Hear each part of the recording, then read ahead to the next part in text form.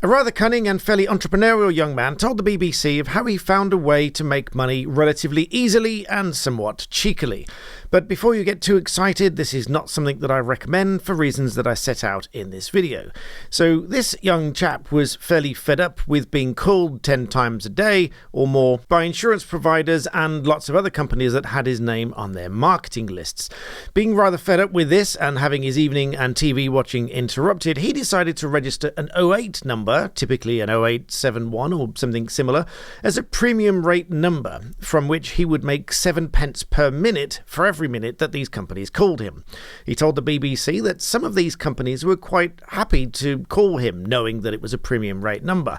In fact, rather ironically, the BBC reporter himself was told that he was being charged 10 pence per minute, of which this young chap was going to make 7.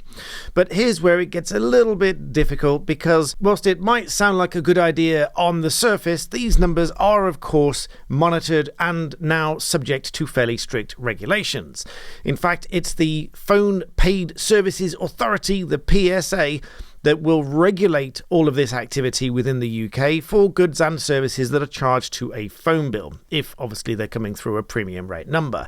They've warned that these numbers are not to be used in this way, and fines may result from doing so. So anybody that is registering a number for this purpose shouldn't be doing so, because they might be breaching the rules and the regulations set out and governed and regulated by the PSA, and thus potentially breaching their rules and potentially liable to a fine. But not, however, before Lee had made over £2,000 from this little venture, because he got fed up of these companies randomly calling him, even though he'd asked them to stop, and they kept doing so. So instead, he started listing this 08 number for them to call, and of course, they kept calling him. And many of you might be forgiven for thinking, well, why not? Because lots of these companies make you call them on an 08 number, although they now are also subject to these regulations, and therefore most companies have dropped it in place for a free number, but some of them still do exist. So before you pop online and start registering your 08 number and handing it out to all your friends, just be mindful that if you do read about this story, that there are regulations that you might be breaching and you might end up paying a fine.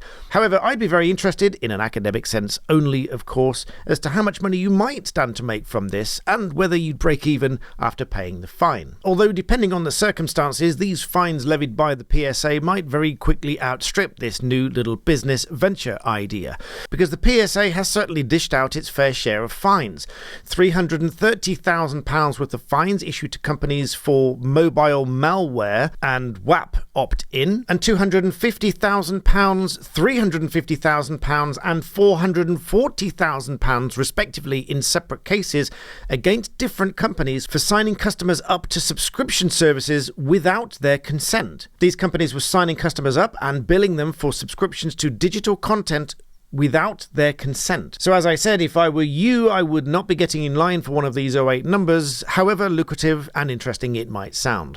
But I thought you might find that interesting, so please leave me your thoughts in comments in the box below. Do you think that should be okay? Do you think you should be allowed to give these numbers out to these companies that continually call you and turn the tables and make them pay for it? And in the meantime, please make sure you subscribe, as I really want to help this channel grow, and as always, thank you for watching.